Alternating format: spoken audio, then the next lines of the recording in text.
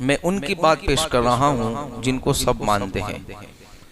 रिवायत हदीस हिंदुस्तान के अंदर जिन्होंने मुस्तफ़ा जान रहमत सल्लल्लाहु अलैहि वसल्लम की अहादीस को उम्मत तक पहुँचाया, और कोई भी हो, कोई भी जमात से ताल्लुक़ रखने वाला हो, ये इनको ज़रूर मानता है। क्योंकि जब हम हदीस बयान करते हैं तो इनके रावी में इनका नाम बीच में हिंदुस्तान में ज़रूर आता है कि इन्होंने इनसे फरमाया, इन्होंने इनसे फरमाया। चाहे गैर मुक़ल्लिद हो, देवबंदी हो, सब इनको मानते हैं।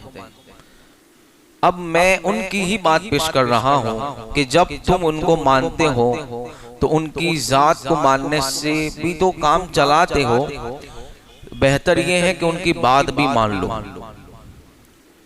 इसलिए कि जब उनकी रिवायत करदा हदीस को तुम बयान करते हो तो उन्होंने ही अपनी किताबों में नूर के हवाले से क्या बयान फरमाया, ये भी उनका नजरिया और अकीदा होना चाहिए।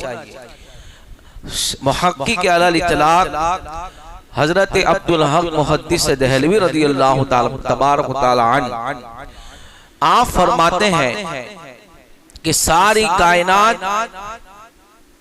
जमीन और आसमान, शम्स और कमर, जन्नत और दोज़ख, इंस और जिन हुजूर सल्लल्लाहु अलैहि वसल्लम के सदके में वजूद आई।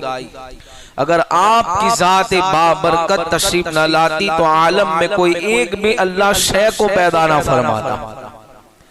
जमीन व जमा तुम्हारे लिए, मकीन व मका तुम्हारे लिए। फरमाते हैं कि ये जितनी भी मखलूकात है ना, फरमाता अब्दुल हक मुहद्दिस देहलवी फरमाते हैं अल हासिल ये कि शम्स व कमर, रोशनी, गुलाब, खुशबुएं, बाग, फूल, सारे आलम की ये जो चहल पहल और रौनकें हैं, आप फरमाते हैं कि ये जितनी भी रौनकें हैं, गुलों का फूल, बागात, बगीचे, शम्स व कमर, लैलो नहार, चहल पहल, ये सिर्फ हुजूर सल्लल्लाहु अलैहि वसल्लम के वास्ते में वजूद में आई है। यानी वो भी वास्ते के कायल थे और वसीले की बात करते थे। कहते हैं कि उनके वास्ते में अल्लाह ने सबको वजूद दिया है, अगर वो ना होते तो कुछ भी ना होता। तो फरमाते हैं कि उनके वास्ते में आई, और फिर फरमाते हैं आगे कि वमा खलक़नस समावाति वल अर्द वमा बैनहुमा इल्ला बिल हक़। मदारिजुन नबुव्वह आपकी एक बहुत अजीम किताब है जो सीरत पे लिखी गई। इंशाअल्लाह वो कल की जुमा में हम उसको पेश करेंगे। मुहद्दिस हक अब्दुल हक मुहद्दिस देहलवी का क्या मीलाद के बारे में नजरिया था और हमारे अकाबिरीन और मुहद्दिसीन इस बारे में क्या कहते थे, वो इंशाअल्लाह हम कल की जुमा की गुफ्तगू में यही हमारा पूरा टॉपिक रहेगा। आप फरमाते हैं कि हमने आसमान और जमीनों में दरमियान, यानी ये कुरान की आयत कोट करते हैं, दरमियान की चीजों को हुजूर सल्लल्लाहु अलैहि वसल्लम के वास्ते से पैदा फरमाया है। यानी अब आप गौर करें कि इनका भी यह अकीदा था कि सरकार सल्लल्लाहु अलैहि वसल्लम के वास्ते से अल्लाह ने सबको बनाया है, सारी चीजें वजूद में आई। मालूम हुआ कि आप तमाम कायनात के लिए वास्ता है, वसीला है। यूं कहे क्या है, कायनात के लिए वसीला है। आप न होते तो कुछ भी ना होता, ये है। यानी सरकार के नूर से ये सारी चीजें वजूद में आई। ये सारी चीजें सरकार के वास्ते और वसीले से अल्लाह ने पैदा फरमाई, ये उनका नजरिया है। अब सरकार सल्लल्लाहु अलैहि वसल्लम नूर भी है, और हम ये भी अकीदा रखते हैं कि हुजूर बशर भी है, लेकिन बशर मेरी और तेरी तरह नहीं है। अय्युकुम मिसली, कौन है मेरे मिसल, हमारी तुम्हारी तरह बशर नहीं। उनका नूर भी बेमिसाल, उनकी बशरियत भी बेमिसाल। तो सरकार नूर भी है, बशर भी है, लेकिन फरमाया हुजूर का साया जमीन पे नहीं था। क्यों नहीं था? अब चूंकि कल बताना था तो आप सुने। देखो मैं समझाता हूं, पहले आपको समझना होगा क्यों नहीं था। कि अब ये लाइट है, ये फॉक्स नया मारा है, ठीक है। अब ये जो दो लाइट ऊपर है, ये फॉक्स उस पे गालिब आ गया है, समझ में आया? यानी इसकी रोशनी, ये फॉक्स की रोशनी इन दो लाइटों पे क्या है, गालिब आ गई। ये क्या है, ये मतलब अब ये अगर बंद हो जाए तो फिर ये दो चमकतियां हैं, और ये रोशन हो जाए तो इनकी चमक धीमी कम पड़ जाती है। समझ में आया? अभी ये छोटी छोटी गुलूपड़ियां, अभी यहाँ बड़े फॉक्स लगा दो तो ये गुलूपड़ियों की रोशनी नजर नहीं आएगी, वो बड़े फॉक्स उस पे गालिब आ गए। अब हुजूर का नूर से कायनात का हर चीज बनी, जमीन, आसमान, चांद, सूरज, सितारे, और सूरज भी किससे बना, हुजूर के नूर से। अब सूरज, मान लो कि सूरज चमक रहा है, गर्मी का मौसम है, अब आप धूप में चलो तो साया पड़ता है कि नहीं पड़ता? हाथ में रुमाल ले लो तो रुमाल का भी साया, मोबाइल ले लो तो मोबाइल का भी साया, सबका साया पड़ता है। सरकार अलैहिस्सलाम के ऊपर रोशनी पड़ती थी सूरज की, लेकिन हुजूर का साया नहीं था। क्यों? इसलिए कि हुजूर के नूर से जो सूरज बना है, तो वो तो नूर सब पे गालिब आ गया। अभी एक लाइट में आप कोई चीज रखो तो उसका साया होगा। अब बड़ा फॉक्स आ गया तो बड़े फॉक्स का साया इस लाइट में नहीं पड़े, इस लाइट का साया इसमें दिखेगा, फॉक्स का साया नहीं दिखे। क्यों? इसकी रोशनी बहुत है, और तो वो तो सरकार के नूर से ही तो बना है। तो जब वो चमकता है, रोशनी फेंकता है, धूप डालता है जमीन पर, चांद निकलता है, पूरी आबोताब के साथ पूरा जहां रोशन करता है। लेकिन सरकार चांदनी रात में निकले तो भी साया नहीं होता। क्यों? तो कहा चांद तो बना है मुस्तफा के नूर से, तो वो नूर तो बहुत अजीब नूर है, उसके सामने ये सारी चीजें मानिंद पड़ जाती है, इसकी रोशनी फीकी पड़ जाती है, इसलिए हुजूर का साया नहीं था।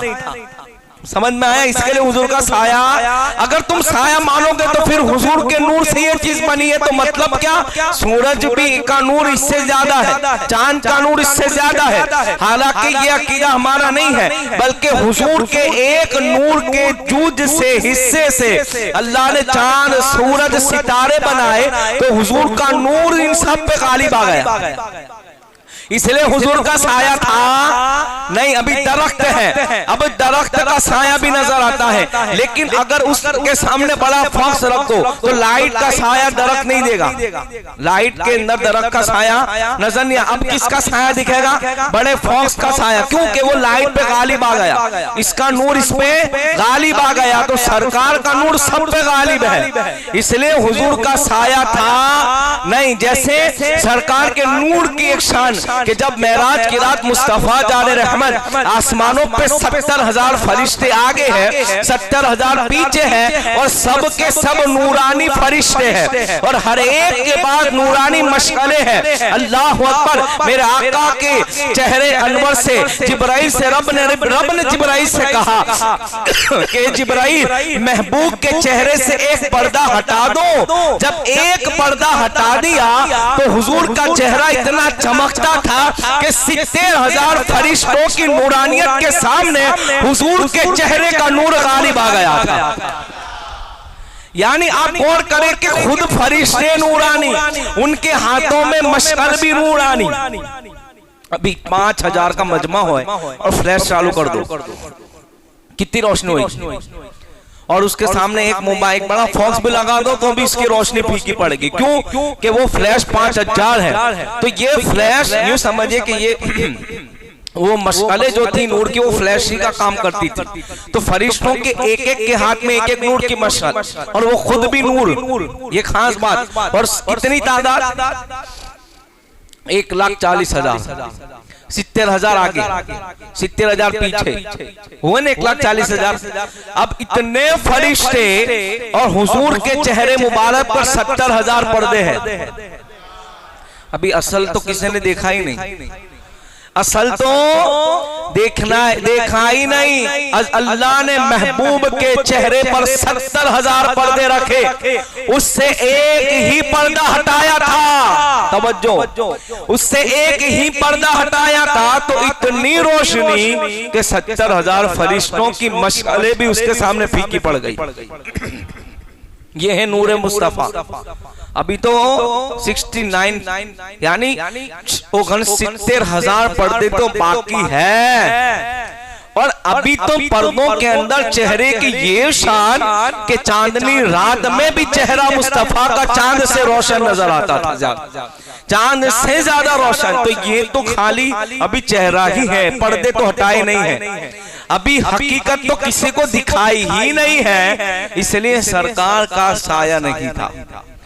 और देखो ये तो एक बात यूं बयान की गई, सहाबाए किराम रज़ी अल्लाह ताला अन्हु इसके बारे में क्या कहते हैं।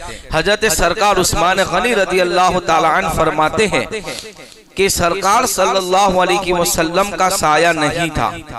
मतलब क्या, इस हवाले से हजरत उस्मान गनी रज़ी अल्लाह ताला अन्हु फरमाते हैं इसलिए साया नहीं था कि बेशक अल्लाह ताला ने हुजूर का साया जमीन पर न डाला, क्यों कि कोई शख्स उस पे पांव भी न रखे। यानी हुजूर की ताज़ीम कितनी जरूरी। क्यों? अभी आप देखो कि अभी आपका कोई दुश्मन है और आप खड़े हैं तो आपके साए पे वो कूदेगा तो भले फर्क ना पड़े, पर ऐसा तो होगा कि यार मेरे साए की भी बेहुरमती कर रहा है। लेकिन आदमी को इतना फर्क नहीं पड़ता, कूद मेरे साए पे कूदता, मुझे थोड़ी चोट लगती है। लेकिन अल्लाह को ये भी गवारा नहीं कि महबूब के साए पे लोगों का कदम भी पड़े। और ये किसका अकीदा है? हजरत सरकार सैयदना उस्मान गनी रज़ी अल्लाह ताला अन्हु फरमाते क्यों नहीं था। तफसीर रूहुल बयान और तफसीर मदारिक में इसको ये हवाला इसका कि अल्लाह को ये गवारा नहीं था कि महबूब के साए पे किसी का कदम पड़े। फिर आगे हजरत इब्न अब्बास यानी हजरत अब्दुल्ला इब्न अब्बास से रिवायत है, कहते हैं कि प्यारे नबी सल्लल्लाहु अलैहि वसल्लम का साया नहीं था। यानी हम ये चीज भी अपने मानते, दूसरे नहीं मानते। अगर मानते तो कुछ दिन बयान में नहीं सुना हुआ, नहीं सुना हुआ। क्यों कि ये लोग बयान ही नहीं करते अज़मत मुस्तफा। ये हुजूर की वो जिंदगी बयान करते जिसमें सरकार ने खाया पिया, उम्मत की तालीम के लिए निकाह फरमाए, लोगों से हुस्न सुलूक का, ये सब बयान करते हैं, लेकिन ये चीजें बयान नहीं करते। तो मैं कहता हूं कि सीरत में खाली वही जिक्र है, ये बातें नहीं है। बयान करना है तो पूरा बयान करो, अधूरा क्यों बयान करते हो? वो चीजें छोड़ते हो जिसमें हुजूर की शान है और वो चीजें बयान करते हो जिसमें हुजूर की शान नजर नहीं आती। यानी वो यूं चीजें बयान करते कि देखो माशाअल्लाह हमारी तरह वो खाते थे पीते थे, ये सारी चीजें वो बयान करते। सरकार ने मुसलसल कई दिन रोजे भी रखे, हिम्मत तो रख के दिखाओ, कमजोरी आ जाएगी। ये उनका खाना पीना था। ये जो बातें हैं मुसलमानों, हुजूर की इससे क्या फायदा होता है? हमारे दिल में हुजूर की अजमतें पैदा होती। हम ये फख्र के साथ कह सकते हैं कि अल्लाह ने जो हमें पैगंबर दिया है वो भी लाजवाब है। हम जिनकी उम्मती हैं वो सबसे बड़े नबियों के सरदार हैं। सहाबाए किराम फरमाते हुजूर का साया नहीं था और कहते आप सूरज के सामने खड़े भी होते थे तो आपका नूर सूरज के नूर पे गालिब आता था। सुभान अल्लाह। अब मैंने जो बात की उसकी तस्दीक तो हजरत अब्दुल्लाह इब्न अब्बास की हदीस में मिल गई। सुभान अल्लाह। यानी ये हम अपनी तरफ से नहीं कहते, असहाबे किराम का ये अकीदा था। क्यों था? अब बताओ सूरज क्या है? नूर है कि नहीं है? और नूर के नूर है ना, वो रोशनी है। तो आप बताइए कि कोई ऐसा आदमी है दुनिया के अंदर, पूरी दुनिया के अंदर, अब की बात कर रहा हूं, अभी पूरी दुनिया के अंदर सूरज जहां से निकलता है डूबता है, शिमाल जुनूब में जितने भी लोग हैं, कोई आदमी यूं बता सकता है कि उसकी रोशनी सूरज से ज्यादा हो? चाइना के अंदर बीच में है ना, टेक्नोलॉजी के जरिए कुछ प्रयोग किया गया कि हम सूरज जैसा कोई ऐसी बड़ी चीज बनाए, वो लेकिन नहीं बना सके, इसलिए कि सूरज किसी इंसान का बनाया हुआ नहीं है, वो मुस्तफा जाने रहमत के रब का बनाया है। ये और बात है कि उनका वो खिलौना है। तो अब देखें कि कोई आदमी इतनी ताकत वाला है कि सूरज से ज्यादा उसकी रोशनी हो। कोई है भाई? कोई बता सकता है? 10 मिनट धूप में खड़े रहो ना तो चमड़ी जल जाती है। नहीं बता सकते। साहबी कहते हैं हुजूर का नूर सूरज पे भी गालिब आता था। ये खाली एक ही हस्ती है जिसको मोहम्मद रसूलुल्लाह कहा जाता है कि उनका नूर वो नूर था कि सूरज पे भी गालिब आता था, सूरज पे भी गालिब आता। और जब कभी चिराग के सामने होते, अब देखो सहाबाए किराम कितनी बारीकी से देखते थे। सुभान अल्लाह। ये है हुजूर से मोहब्बत और ये हमारा अकीदा। अब देखो चांद और सूरज के सामने तो साया नहीं था, लेकिन फरमाते हैं जब चिराग के सामने, चूंकि उस जमाने में चिराग होते थे, जब चिराग के सामने होते, तशरीफ फरमा होते, तो आपका नूर चिराग पर भी गालिब आ जाता था। जब सूरज चांद पे गालिब आता है तो चिराग क्या है, उस पर भी गालिब आता था। हुजूर का नूर यानी हुजूर सल्लल्लाहु अलैहि वसल्लम का साए मुबारक था न कि। अब ये तो समझ में आने क्यों नहीं था, एक लॉजिकल बात भी मैंने बताई कि हुजूर के नूर से सब बना है, तो ये नूर सब पे गालिब आ गया। तो नन्ही चीज पे बड़ी लाइट, बड़ी चीज को रख दो तो उसका नूर गायब हो जाएगा। अभी ये गुलूपड़ी है ना, ये गुलूपड़ी इस पे बड़ा फोक्स मार दो, ये नजर भी नहीं आवे, लेकिन ये गुलूपड़ी अभी अंधेरा कर दो तो इसकी रोशनी से हमने नमाज भी पढ़ी। ये गुलूपड़ी और ये दो सिलकती थी, पूरी मस्जिद में अंधेरा था, लेकिन सबने आराम से नमाज पढ़ी, सब भी दिखती थी, सजदा रुकू भी किया। लेकिन अब देखो ये 3 लाइट चालू हुई तो ये नजर भी नहीं होती। तो वही तो बात है कि जिसके नूर से ये सब बना है, इसके ये सबका साया दिखाता है। तवज्जो, एक आखिरी बात, ये सबका साया दिखाता है, चांद और सूरज। लेकिन जब मुस्तफा की आमद होती है तो फिर वो अपने नूर को गायब कर देता है। उसका नूर, मुस्तफा का नूर उस पर गालिब आता है और हुजूर का साया होता नहीं है। और ये खास बात कि जो कपड़ा पहने उसका भी साया नहीं, हाथ में कोई चीज ले ले उसका भी साया नहीं। ये तो खास बात है। मतलब फरमाया वो खुद तो नूर है और जो उनसे जो है मुनसलिक हो जाए, निस्बत कर ले, उनके हाथ में आ जाए, हुजूर उसको भी नूर बना देते हैं। मान लो कि एक लकड़ी है,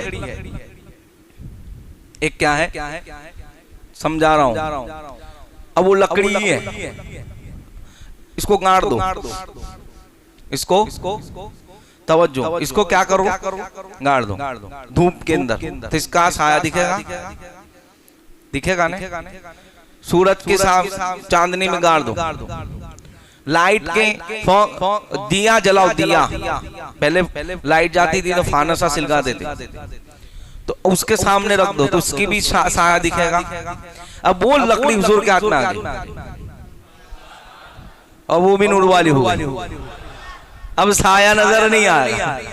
लकड़ी का साया अब तक तो था, लेकिन जब नूर वाले हाथों में आ गया तो उसका नूर भी इतना कि उसका साया भी गायब। कैसे? आप कहेंगे दलील, तो मैं कहा हाँ, हदीस में पाक में आए कि 2 सहाबी हुजूर की बारगाह में आए, रात बहुत हो चुकी थी, अंधेरा था, घर जाना था, तो सरकार ने फरमाया लाओ लकड़ी, और हुजूर ने उस पे हाथ रखा तो लकड़ी लाइट की तरह रोशन हो गई। बैटरी तो आज निकली है, वो 1400 पुरानी बैटरी थी तो लकड़ी, लेकिन नूर मुस्तफा का था। अब ये छड़ी लेकर आगे रखते थे, नूर से घर जा रहे हैं, सुभान अल्लाह, नूर से घर जा रहे हैं। फिर ये हुआ कि दोनों के रास्ते अलग हो गए, इनको इधर जाना था, इनको इधर जाना था। अब एक के पास लकड़ी है, दूसरे के पास लकड़ी नहीं है, उधर भी अंधेरा है, तो अब क्या करे? तो अब उनका अकीदा देखो कि जो मुस्तफा के हाथ में थी वो भी रोशन हो गई। अब कहते हैं दूसरी लकड़ी लेके आओ, और उससे टच कर दी तो वो भी रोशन हो गई, और फिर वो दोनों अपने घर चले गए। ये नूर मुस्तफा है, ये नूर मुस्तफा है, ये है हुजूर का नूर कि जिसका साया भी था नहीं, ना उनके जिस्म मुबारक पर मक्खी बैठती थी। हुजूर के जिस्म पे मक्खी भी नहीं बैठती। बहुत सी रिवायत है असहाबे किराम की। एक आखिरी बात सुन ले, फिर फरमाते हैं, फरमाते बेशक ताजदार मदीना सल्लल्लाहु अलैहि वसल्लम का वजूद पाक का साया सूरज के धूप में न चांदनी की चांदनी में जाहिर होता, ताकि उस पर कोई पाँव न रखे। ये बात बाद में भी, यानी ये क्यों था? अब ये कोई अगर हम कह दे कि भाई इसलिए था कि हुजूर की शान, तो क्या कहते हम तो देखो मुगालबा करे, तुम तो हुजूर सल्लल्लाहु अलैहि वसल्लम की शान अपनी तरफ से बढ़ा रहे हो, मुबालगा कर रहे हो, इसको कहते हैं मुबालगा। भाई मुबालगा इसको कहवाए कि जिसकी ना हो बात तो भी अपने बढ़ चढ़ के बोले कि एक आदमी है, अब उसको इतना नहीं, लेकिन फिर भी हम उसकी ये शान मुबालगा करते हैं। इसको कहते हैं मुबालगा। ये लफ्ज आप कभी तकरीर में भी बाद में सुनोगे, तो कि भाई ये आदमी ऐसा, लेकिन उसकी फिर भी इतनी तारीफ के नहीं है तो भी तारीफ। एक टाइम नमाज पढ़ा तो भी अपने इसकी तहज्जुद भी गिनवाते हैं। इसको क्या मुबालगा। अब मुबालगा तो उसके लिए किया जाए जिसके पास कुछ ना हो, और हुजूर का तो बेआयाम अल्लाह ने बनाया।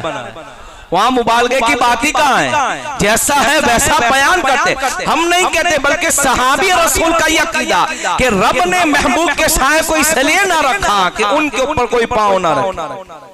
ये है गंदगी में साया न जाए। आदमी चलता है तो साया तो गंदगी में जाता है, भले अपने पेशाब से दूर हटते, गटर के पानी से दूर हट के चलते, लेकिन साया तो गटर में जाता है ना। फरमाया ये चीजों की वजह से इन जितनी चीजें थी जो मुगल्लज़ात जमीन पर फैली होती हैं, फरमाया उसके ऊपर भी महबूब का साया न जाए, अल्लाह ने इस चीज से महबूब को महफूज रखा। ये चीज हुजूर के अंदर देखी थी। अब इंशाअल्लाह कल देखो एक आखिरी बात। अब मुहद्दिस देहलवी जिनको हम अभी मैंने कोट किया, इनकी बात मुहक्किक अल इतलाक फरमाते हैं कि यानी हुजूर का साया, देखो अब उनकी किताबों में भी ये लिखा है तो फिर मान लेना चाहिए। फरमाते हैं मदारिजुन नुबुव्वा में, क्या फरमाते हैं? मुहक्किक अल इतलाक कहते हैं हुजूर का साया जमीन पर नहीं पड़ता था। क्यों? तो फरमाते हैं इसलिए कि नजासत की जगह वहां है, तो ये भी गवारा नहीं था कि साया नजासत पे पड़े। सुभान अल्लाह। जो अभी मैंने बात बयान की वो मुहक्किक अल इतलाक भी खुद लिखते हैं। यानी बुजुर्गान दीन को भी ये पता है कि हुजूर की अजमत और इज्जत और शान क्या है। कुरान कहता है लितुमिनु बिल्लाह व रसूलिही व तुअस्सिरूहु व तुवक्किरूहु व तुसब्बिहू बुकरतन व असीला। ईमान के बाद अल्लाह ने कहा महबूब की इज्जत करो, ये कुरान है। फिर आखिर में कहा वो अल्लाह का जिक्र करो। यानी पहले महबूब की इज्जत, इसकी वजह से क्या होगा? कहा तेरा ईमान होगा। तेरा ईमान होगा तो फिर सब चीजें कबूल की जाएगी। यही तो बात थी कि ताज़ीम मुस्तफा सल्लल्लाहु अलैहि वसल्लम।